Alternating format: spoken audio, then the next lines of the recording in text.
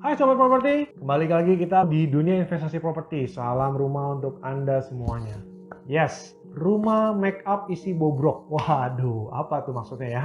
Ini topik yang menarik sekali, karena dari pengalaman pribadi. Nah, sebelum kita lebih lanjut, perkenalkan nama saya Erik Hermanto. Saya adalah praktisi di dunia investasi properti. Saya adalah seorang dosen di salah satu sekolah properti terkemuka di Indonesia. Dan saya juga seorang mentor bagi beberapa teman-teman properti. Oke, rumah makeup isi bobrok ya. Nah, ini adalah sharing dari pengalaman pribadi saya sendiri ya. Ketika waktu itu saya mau cari rumah, waktu itu waktunya kurang lebih sekitar 2 tahun lah, 2 tahun sebelum saya menikah ya. Jadi saya pikir saya mau beli rumah nih, jadi sebelum menikah. Waduh, asik ya. Karena saya menyadari bahwa rumah itu yang kita tinggalin adalah liabilitas. Jadi kayak liabilitas itu kan artinya itu akan menggerusi uang dari kantong kita gitu loh. Jadi jangan belinya yang mahal-mahal lah atau bagaimana gitu. Jadi yang secukupnya aja. Perlu beli yang secukupnya aja. Jadi saya mencari yang seadanya aja. Yang saya nggak mau renovasi, saya nggak mau bangun dari nol. Udah pokoknya budget saya sekian, ya sudah budget saya sekian cukup. Selesai, that's it. Akhirnya saya keliling. Kebetulan saya tinggal di Jelambar. Jelambar itu di suatu daerah Jakarta Barat. Ya, paling terkenal di Jelambar itu Rumah Duka Jelambar. Ya, bercanda. Di Jelambar ini ada 2 perumahan yang paling top. Yang pertama adalah di Kaving Polri, yang kedua adalah di Duta Mas. Ya, by the way, saya vegetarian. Ya, jadi Duta Mas itu adalah restoran tempat makan paling banyak vegetarian di seluruh Jabodetabek. Jadi itu surganya vegetarian itu ada di Duta Mas, Jelambar. Jadi Anda bisa bayangkan ya, dan kebetulan saya vegetarian dan wow itu asik banget nih kalau tinggal dekat tempat makan vegetarian semua gitu. Wow, sesuatu yang menarik. Nah, tapi akhirnya saya putuskan saya harus mengerucutkan pilihan saya. Nah, akhirnya saya memilih di Kaving Polri. Kenapa? Karena Kaving Polri daerahnya perumahan lebih tenang, lebih enak lah untuk tinggal, nggak terlalu banyak gerasak gerusuk. Nah, sedangkan Duta Mas itu daerahnya memang lebih hidup, banyak kuliner, perdagangan, usaha ya kan. Jadi agak terlalu ramai lah buat saya untuk tinggal, kurang nyaman. Nah, karena yang saya cari buat tinggal nyaman. Nah, semua kebahagiaan berasal dari rumah, betul? Oke, kita balik lagi. Kenapa Pak Erik kok mau tinggalnya tetap di Jelambar gitu loh, ya kan? Jadi memang aku dari kecil di Jelambar, ya kan. Terus juga karena masih ada mama, di Jelambar. Jadi ya tugas saya sebagai anak sulung, saya harus jaga mama saya. Makanya saya pilih rumah yang di Jelambar juga, ya. Dan cari rumah ini memang perjuangan ya, perjuangan. Jadi waktu itu saya habiskan waktu 6 bulan untuk keliling-keliling cari rumah, nego, dan akhirnya ada satu yang cocok, ya, yang kelihatannya tidak perlu renov nih, ya kan. Oke, kita deal, kita proses akad, terus kemudian setelah terima rumah, terus jadi waktu itu kurang lebih 1,5 tahun ya sebelum menikah. Lalu kemudian aku diskusi sama calon istriku, gini ya kan. Oke, terus akhirnya kita mau renovasi kecil lah, ya kan, renovasi kecil. Kita deal sama kontraktor, terus kemudian dia mulai akan merenovasi, baru kerja sebentar, ya kan. Terus tiba-tiba dia panggil saya, Pak Erik, kenapa? Ini saya baru, tukang saya ketok-ketok di lantai 2, ya kan. Ternyata platnya tuh bergetar Pak Erik, dia bilang. Platnya bergetar. Terus jadi gimana dong solusinya?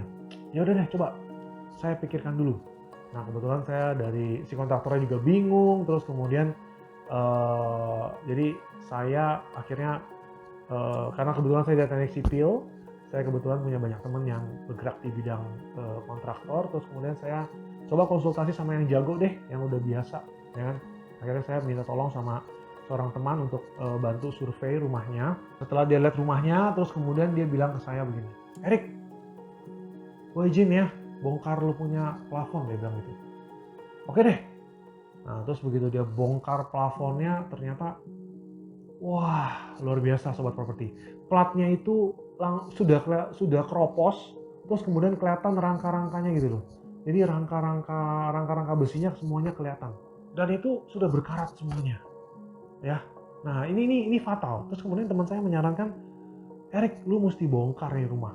Langsung itu udah kayak berita kayak disambar geledek gitu loh. Jadi kayak, oh my god, aku cuma mau cari rumah yang apa adanya, renovasi kecil, terus udah gue tinggal happy happily ever after, ya kan? Tapi ternyata enggak. Dan temen aku nyaranin mesti bongkar gitu loh. Jadi nggak cuma platnya doang, dia kasih lihat ininya bangunannya sudah miring dan lain-lain sebagainya. Jadi dia menyarankan ini harus dibongkar ulang, dibangun ulang. Oke, ini benar-benar disambar geledek sih rasanya ya. Tapi sobat properti, dalam kondisi apapun kita tidak boleh menyerah ya. Jadi walaupun kita dapat kesulitan, hambatan, tantangan, kita nggak boleh nyerah bagaimana dalam kondisi apapun. Nah, memang inilah, jadi waktu itu memang aku belum belum pinter-pinter banget lah ya di dalam bidang properti ya. Jadi masih beginner lah ya, masih pemula. Nah, jadi akhirnya kita belajar dari kesalahan. Ya, memang ini adalah resiko ketika kita membeli rumah secondary. Nah, jadi tips-tips yang saya bisa sharingkan ke teman-teman ya. Kalau mau beli properti secondary ya, di platnya, terutama di plat lantai 2 ataupun lantai 3-nya, kamu cari bentangan yang luas, kamu lompat. Kalau bergetarnya dia agak lama, nah itu kamu harus curiga.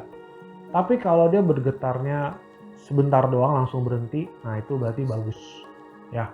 Jadi ini salah satu tips. Jadi memang kalau properti itu udah lama, rumah udah lama, udah lebih dari 20 tahun, biasanya yang problem itu adalah pertama di platnya dulu, plat lantainya ya. Karena kan kamu plat itu kan penerima beban pertama ya. Jadi kamu bawa barang, kamu punya barang-barang semuanya numpuknya di plat. Plat itu bebannya langsung ditransfer ke kolom ditransfer bebannya ke fondasi. Makanya plat itu yang akan rusak nomor 1 duluan. Demikian sharing dari saya mengenai rumah make up isi bobrok. Jadi kayak rumahnya make upnya memang waktu pada saat saya lihat itu rumahnya cantik banget, udah bagus, udah bersih lah ya kan. Nah cuman ternyata bobrok isinya. Nah itu akhirnya bisa bangun ulang dan I pay for this is a lesson for me. Ya, kita belajar dari kesalahan. Dan semoga sobat properti tidak mengalami kesalahan seperti yang saya lakukan. Ingat ya untuk like dan subscribe channel YouTube saya supaya saya tetap semangat membuat video-video lanjutan. Dan ingat juga untuk komen di bawah ya. Tuliskan topik-topik apa yang Anda mau bahas. Semoga topik Anda bisa menjadi topik bahasan saya berikutnya. Saya Erik Hermanto. Selamat berinvestasi properti secara cerdas.